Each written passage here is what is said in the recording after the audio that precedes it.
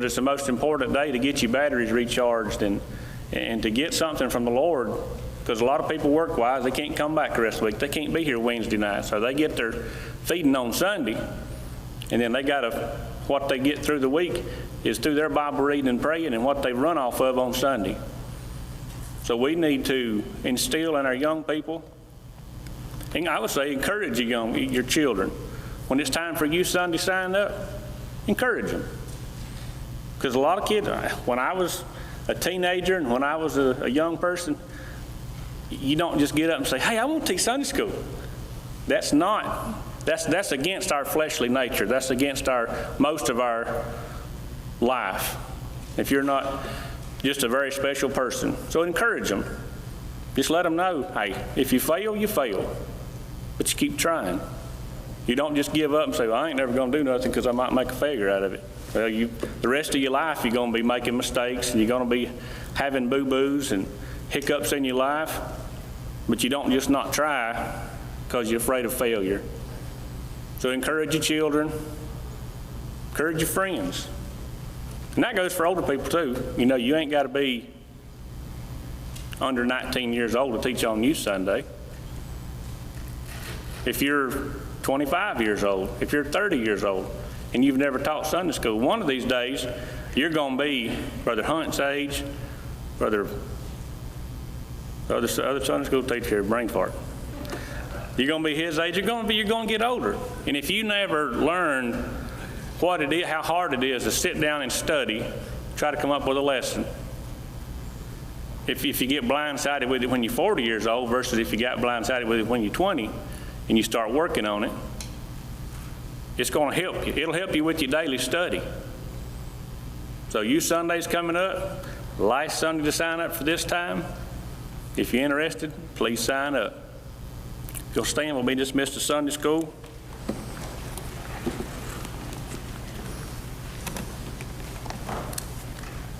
Dismiss to Sunday school, please.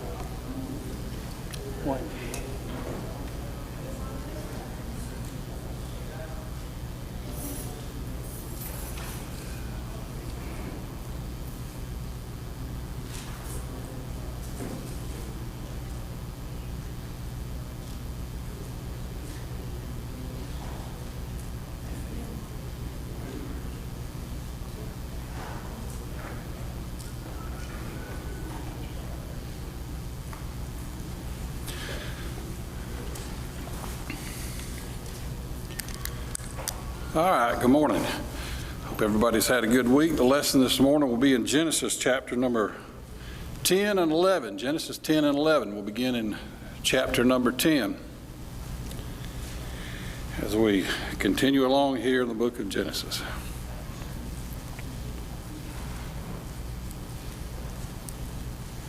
All right, the title of the lesson in the quarterly anyway is the failure of our ancestors, and it's really it covers the genealogies of Noah's 3 sons.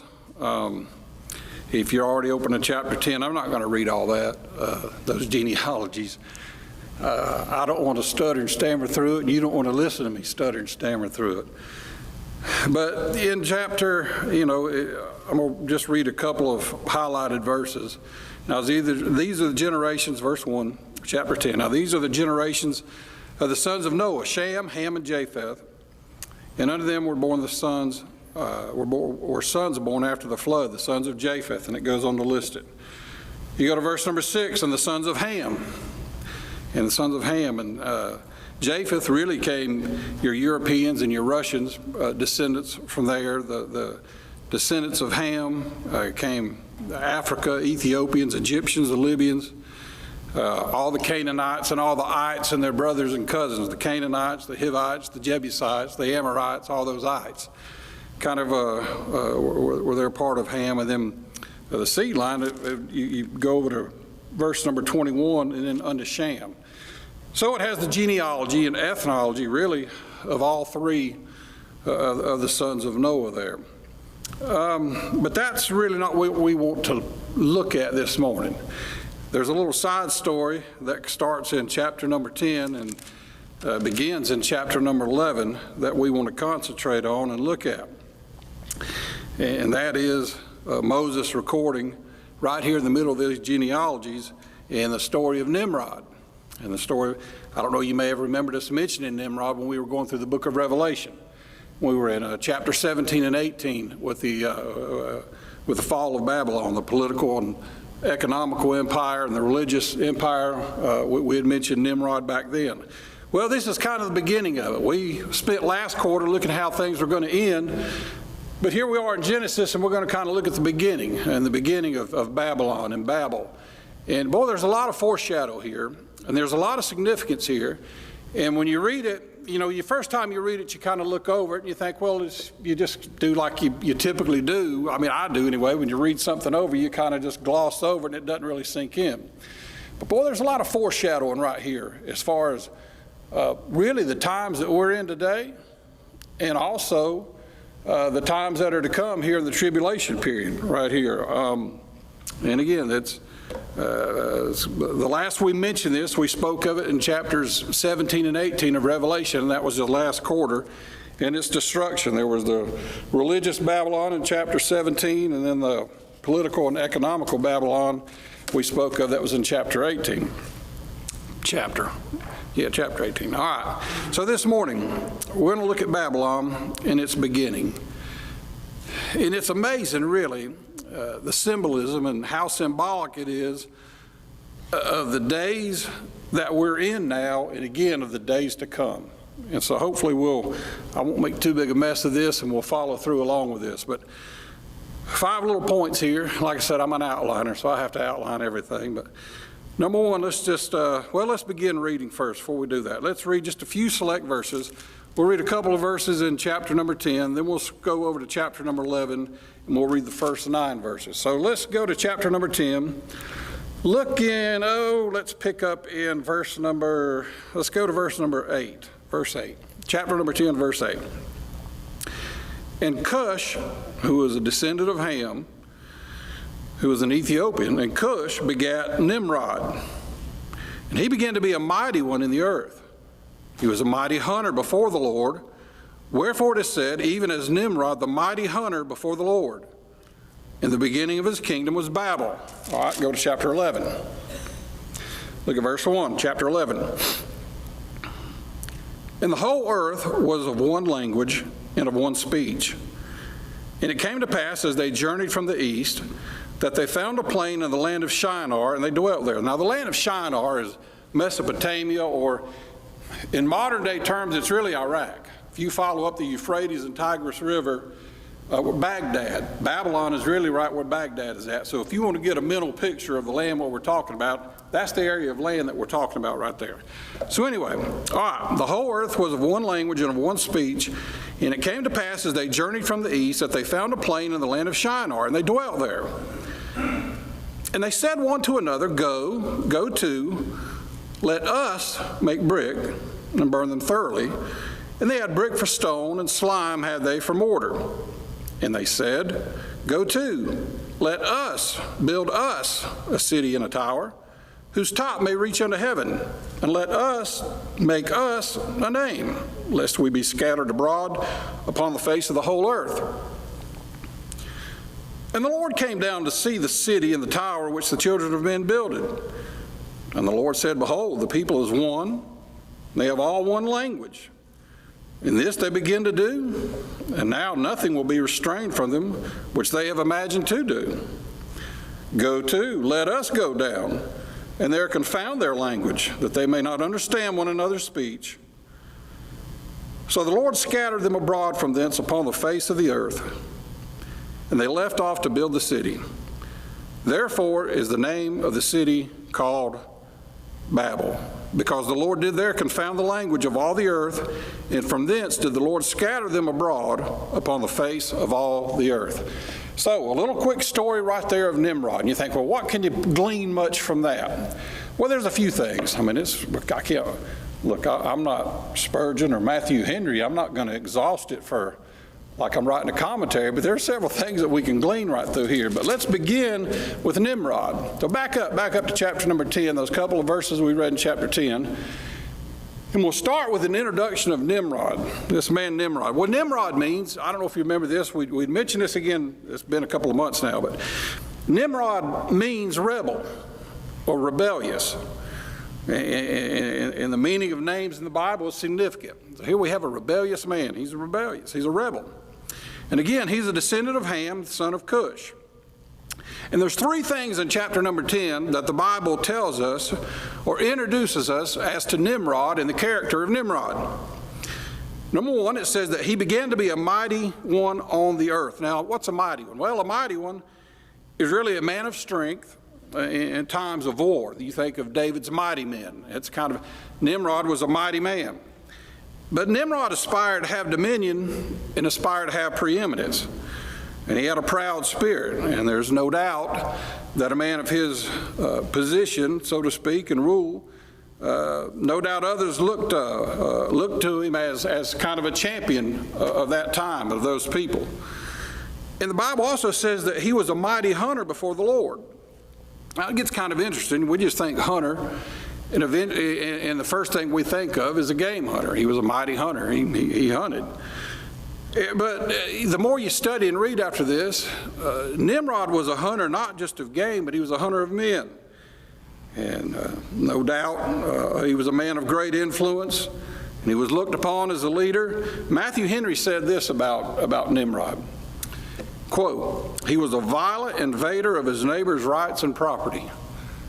A violent invader of his neighbor's rights and property. And it said that he was this mighty hunter. He said, before the Lord. And many commentators, they translate this as this before the Lord, this as meaning that he was against the Lord. He was a mighty hunter before the Lord. That you could translate that, he was a mighty hunter against the Lord. Well, you can deduct from that Nimrod had a spirit of defiance. He was a defiant man. His name literally means rebel. He was a defiant man. So, third thing it says in verse number 10, at the beginning of his kingdom was Babel. The beginning of his kingdom was Babel. Well, what's Babel? Babel's Babylon. It's along, again, the Euphrates and Tigris River. And again, it's modern day Baghdad. That's right where it was at. All right, the beginning of his kingdom. Well, the Bible notes that he had a kingdom. So if he had a kingdom, would allude to me that he was a man of power, whether it be by force or by election. I don't, the bottom line is that it was his kingdom, so he had rule in that kingdom. One way or the other, he became a ruler of men. So Nimrod, as the Bible records, and we've talked about as we're here in the book of Genesis, that we're in the book of first. In the book of first mention, here we have the first imperialist, one to take over another's land and property. Nimrod was an empire builder in the Bible. And so you think of that in foreshadow and type. He's a great rebel, was behind the first Babel. But we know, especially after going through Revelation, there's going to be an even greater. There's going to be an even greater rebel that'll be behind the last one. And that'll be the Antichrist. And the Antichrist, according to Revelation 13, will have power and influence, just as Nimrod did. According to Revelation 13, the people said, it was quoted in there, who is like unto the beast? Who is like unto the beast? I'm sure that Nimrod had that same influence with these people here. Who is like unto Nimrod? Power was given him over all kindreds, tongues, and nations. Power, a ruler, power, a rebel. So Nimrod here foreshadows that. We see that as an introduction anyway. Nimrod's a foreshadow of the ruler to come, and that being the Antichrist. So that's just kind of an introduction into who we're looking at. But you look at his intentions. Look at their intentions. His intentions when you go over to chapter 11. Look at verse number 1 and 2. Let me read that again. Chapter 11, verse 1 and 2. And the whole earth was of one language and of one speech. And it came to pass as they journeyed from the east that they found a plain in the land of Shinar, and they dwelt there. The whole earth was of one language and of one speech. In other words, it was one communication. It was a unified message. They were going to promote this unity and this unification of race. At Babel, Nimrod seeks to unify them. And we're going to see this in the next point. He seeks to unify them industrially, to unify them politically, to unify them religiously, and to unify them culturally. Now, having said that, what does that speak of us to today? What is that the definition of? You know what it is? It's globalization. That's right here in the times we're in. Right here back in Genesis. Right where we're at today is this revival of this whole spirit of globalization. And here it is, right there, all the way back in Genesis, all the way back in Nimrod's time. The Bible's it's a great book. It's just a wonderful book. The more you study and read after it, in the foreshadows and types, it's so relevant. The Bible's just so relevant. But this whole thing, what's globalization? Well, globalization is defined as the integration of economic, political, and cultural systems around the world. That's the simplest definition. I read a lot of definitions, and some of them are so lengthy. But the integration of economic, political, and cultural systems around the world. What's the great debate in our elections today? What's been really the great debate, it started some with the Clintons, but especially since the Obama administration was in office for those 8 years, was this whole thing of globalization. Globalization. Well, are you a globalist or are you a nationalist? Trump's a nationalist. He puts America first. Are we going to be a globalist? We want to try to apply this one world order. And that's kind of where the election's at today. Which line are you going to fall upon? And it's just, again, it's amazing to me that how things can be first mentioned in the Bible way back then, and yet here we are. It just tells me, I'm telling you, we're on the cusp. We're on the cusp of this thing. We've heard it all our life. But you're crazy if you can't see the news and see everything that's going on around about us and not realize we're on the cusp of something happening. Now, this is my personal opinion. I'm a meddle right here. I think something big, there's got to be, and I don't know why I'm getting off on this, but there's got to be an explanation for the rapture of the church. It's going to be explained away, and the people are going to believe a lie. And we know the media controls the narrative. They already do that now. They control what they in big tech, they control what they want you to see and think. But how are you going to explain away something as big as the rapture? That's a pretty big event. You talk about a lot of people. I don't know. I don't have the answer to that, and the Lord didn't intend for us to know. But all I know is, in my mind, the first thing, and it may not be, it may just be something the opposite. You think of some kind of a catastrophic event that may happen in America to explain away. The rapture's got to be explained away, and people are going to believe it, because there's still going to be false religion on the earth. But the explaining away of the rapture, don't know. But anyway, it's kind of here we are, right here in the middle of globalization or nationalism. So Nimrod, he attempted to form the world's first League of Federated Nations. And again, it begins at Babel, but we'll also see the end of it there in Revelation 18. All that comes to an end. So you say, well, what's wrong with men unifying together and cohabitating and economically and politically and spiritually? We can live in unison and we can be as one. We'll have one heartbeat. We'll think alike and we'll act alike and we'll do alike. Well, that sounds great, but it's not possible with man. We're in the flesh, and that's some kind of a one-world utopia that's not realistic. It's just not possible with man. You know, the heart of man's wicked. Man's got a wicked heart. I don't care how good his intentions are. And there's always going to be those that's going to take advantage of others and step on others for personal, whether it be political, economic gain, whatever it's going to be. So the whole thing is really a myth. It's like a unicorn, this whole thing of this utopia of this one world, we're all going to be one happy people. Well, that sounds great when you ship your jobs off over to China and our economy's in the tank here and they're thriving. You can't trust them. There's not a trust level there. They're just going to keep building and building and building until they own you. You know, but so people just are, I don't know, there's no realism. They're just not realistic for what's really happening. Larry Winkler, I mentioned this before. Larry Winkler, a great preacher. He used to preach revivals here. He still preaches around, but he was here in the late 80s. And he defines sin as this. I wrote this down in my Bible. This was back in the 80s. He was here preaching a meeting over in the other building. Larry Winkler defined sin as, he said, sin is the desire to live independent of God. Sin is the desire to live independent of God. Globalization lives independent of God. The thing about globalization, it's anti-God. It's an anti-God movement. It's the desire to live independent of God, which brings us to point number 3, this thing of independence. So let's look at their independence. Their independence is mentioned in verse number 3 and 4. Let me reread it. Chapter 11, verse 3 and 4. And they said one to another, go to, let us make brick and burn them thoroughly. And they had brick for stone, and slime had they for mortar. And they said, go to, let us build us a city and a tower, whose top may reach into heaven. And let us make us a name, lest we be scattered abroad upon the face of the whole earth. A lot of let us, isn't there? A lot of let us make this and let us do this. Let us, let us. So their independence. Well, let's look at the independence here. I see in these 2 verses here, 4 ways mentioned here whereby man seeks independence. And again, independence or the desire to live independent of God is defined as sin. So independence, I see 4 ways here. Number 1, there's industrial independence.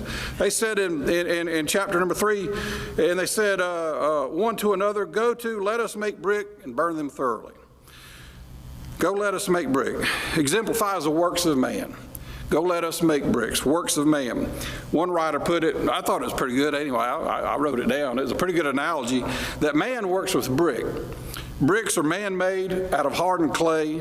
The slime and the pitch is kind of a substitute for mortar that they used, like a tar almost, that they used to join the brick by, but the material was only temporal. But contrast-wise, when you're speaking about the Lord, God doesn't build with brick, God builds with stone. He builds with stone. You can go, Christ is referred to as the living stone in 1 Peter. Believers are described to as lively stones. And again, the stones speak more of eternal and strength. So 2 different building programs, but this thing speaks of works. And man is industrious by nature. We are. Man's industrious by nature. To work physically, mentally, we look at things for solutions. You look at how things have come along since the beginning of man. And all the inventions, everything that's been made. Man's industrious by nature, but works. Where man gets hung up on is in his works. And the works of man will never honor God. It's just never going to do it. And we learn that in the story with Cain and Abel. When Cain brought his offering, no matter how hard he worked, no matter how beautiful it was, it still didn't honor God. And our works aren't going to honor God. And the Bible says, you know, that our works, our righteousness is as filthy rags. We can't work our way to heaven. We can't do it. I don't care what we build. We just can't work. So there's an independence industrial apart from God. God, we don't need your help or we're going to make it on our own. We're going to burn our bricks. We'll make them out of clay. We're going to do it ourselves. We'll take care of this. We're going to furnish it. We don't need you, God. We got it on our own. But then you see also not only just industrial independence, but I see a little bit of political and religious independence. It said in verse number 4, go to, let us build us a city and a tower. A city and a tower. Well, the city, to me, speaks more of the political and economical independence. Now, God had told them to go and replenish the earth. It's what he told them to do, but they weren't doing it. They went back and they were all congregating right there in one place together. So they were really rebelling against the plan of God already. All right, so instead they looked to congregate, and if permitted, if God had not intervened, they would have developed Babel into a political, economical empire that would have ruled the world. And that's where it was heading.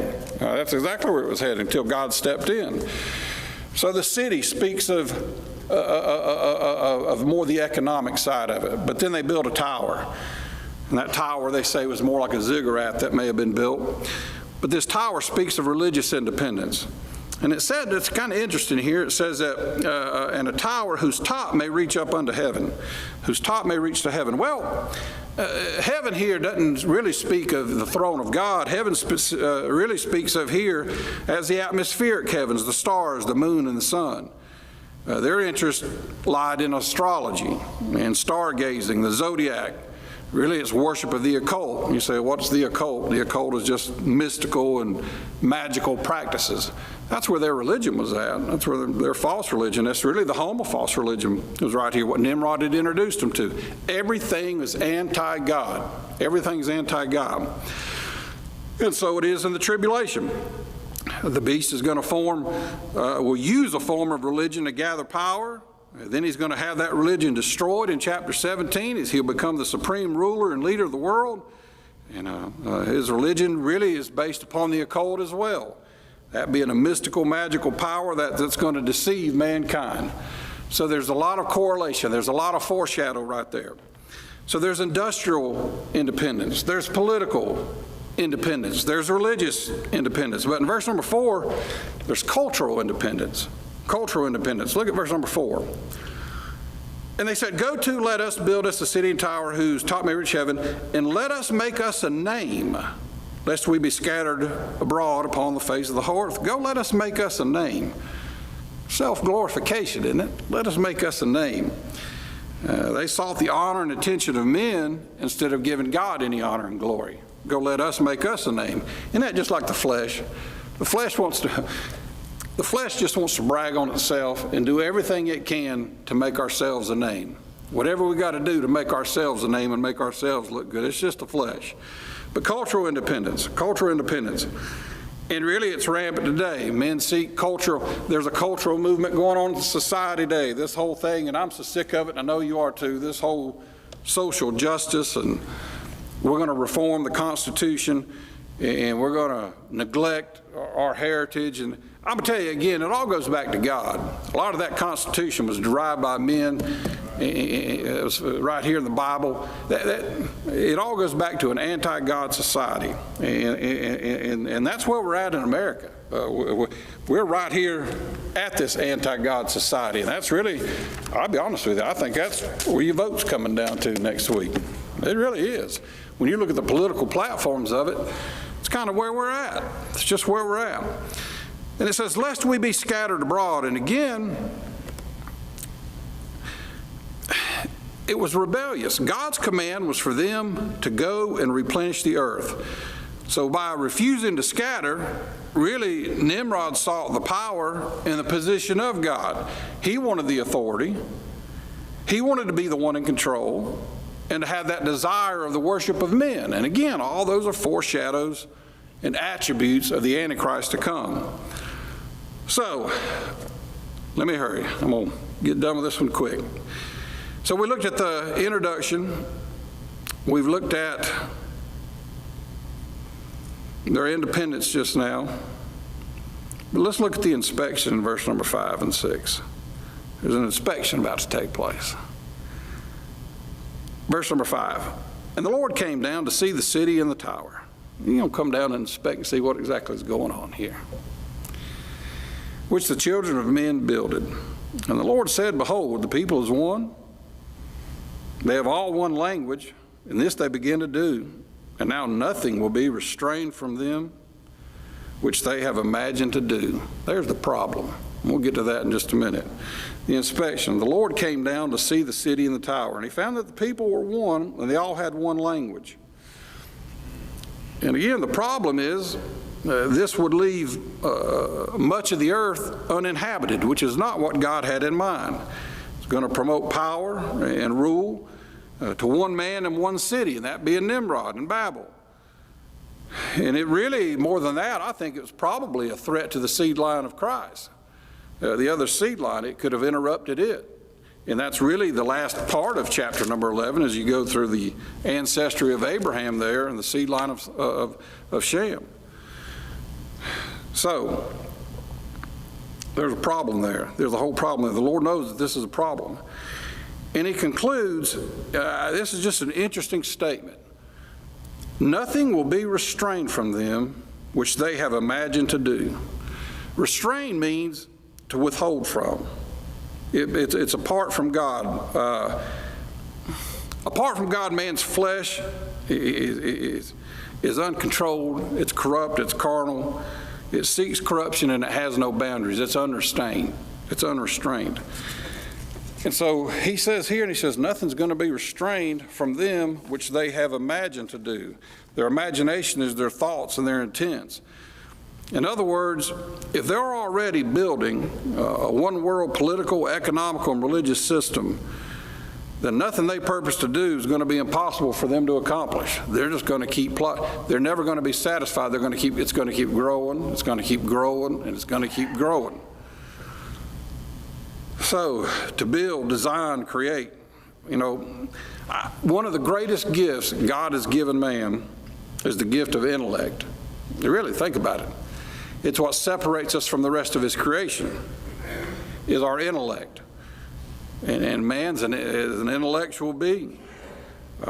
Man has the ability to build. Man has the ability to design, to create things, to invent. And are we not seeing a constant growth, and there's a constant progression of technology? I remember, the radio used to be a big thing. Remember a little transistor radio? It used to be. I like to read after M.R.D. Hunt, and he made a comment, and he was talking about the second coming. And I remember he was writing back in the 60s, and he was talking about how the message could get through all over the world and what a big deal the transistor radio was. Could you imagine if he had the foresight to look ahead as to what we've got in front of us now? But you start with a little transistor radio. And what do we come? Then we end up with a television. From television, we have computers. Then our computers, we end up with the internet. Now we carry the internet around with us in a pocket everywhere we go with our smartphones. But yet, for all the good of man's intellect, doesn't it seem that it always leads to corruption? Man just can't help himself. For all the good that may be used, it always leads to corruption. These things I mentioned rob us of time with our family. They rob us of time with God. Cuts out our prayer life, cuts out our Bible reading. I dare say, if there was it would be embarrassing to know if all of us were in here and we knew how much time a week we spent on Facebook compared to how much time we read our Bible. How much time a week do we spend on Instagram compared to how much time we pray? See, the man's intellect, it robs us. It's corrupt. Great intellect, great inventions, great tools, but yet we use them to let them corrupt us. Use it to let them corrupt us. So, our intellect grants us easy access to immorality is what it does. Easy access to immorality. The internet. The World Wide Web. Doesn't it bring us a oneness? Wasn't one of the sins over here, this whole one language, one speech? That was one communication. The language and speech was a communication. The internet, one language, one language. The World Wide Web brings oneness of language and communication, and it does so without restraint, just as the Lord mentioned here, without restraint. And doesn't that cut back to, flip back 2 or 3 pages. Go to Genesis 6:5. Just flip back to Genesis 6:5. What was the whole problem to begin with? Why did the flood come? Go back to Genesis 6:5. And God saw that the wickedness of man was great in the earth, and that every imagination of the thoughts of his heart was only evil continually. Was that not the original problem to begin with? But yet here we are. The flood's done come, but are we not right back in the same situation they were in before the flood? We are. And it's just the mercy of God, the covenant of God. He's not going to destroy the earth again. But we're right in that situation right here today. We're right back. Man is right back to where I'm sure the Lord could look at that and say the same thing. Boy, it repented him to make man when he sees this, sees the rebellion. So let's look finally at the intervention. We see that in verse number 8 and 9. We've looked at the introduction, we've looked at the intentions, we've looked at the independence, we've looked at the inspection, and now let's look at the intervention. Verse 7 and 8. The Lord says, "Go to, let us go down, and there confound their language, that they may not understand one another's speech." So the Lord scattered them abroad from thence upon the face of the earth, of all the earth, and they left off to build the city. Therefore is the name of it called Babel. So the Lord intervened. He had to intervene. How did he intervene? Well, he confounded their language, and he scattered them abroad. So their failure to communicate would really lead to confusion and frustration. Really, it forced them just to scatter. They couldn't go on trying to build, and they couldn't work together no more because one lot of people could understand this, but the other lot didn't understand this. So you can see the mass confusion that would cause. Frustration set in, and they eventually dispersed. God got them to disperse as he originally intended them to do. So, closing remarks. God subverted man's first world order to preserve his seed line. And I believe he did that. I believe he had to preserve his seed line is the main reason he had to get him to scatter. And to accomplish his will with his son in the church, with the coming of Christ in the church, he had to get them to scatter. Yet this story really, as I mentioned, is just a foreshadow and a warning of the new world order that is to come. And we're on the cusp of all these things that we read here in Genesis are just the beginning of where we're at and where we're headed. And all these are described in Revelation. A rebellious leader is going to come and rule the world. A globalist movement is going to be in place for him to capitalize his power and influence. I believe the Antichrist will cultivate and unite an industrial, political, economic, and cultural union. And he'll have all the answers. He's going to have all the answers to the world's problems. And it seems like our problems grow day by day, but he's going to have all the answers. But just like Revelation 17:18, this revised Babylonian, or this revised Babylon, this empire, is going to be destroyed. It's going to be destroyed. Just as he scattered this one and caused confusion, there's going to be another scattering. And that scattering is going to be when the Lord returns, when he comes back. But there won't be no rebuild job after that. It's over. It's over. So, just something for you to chew on this morning.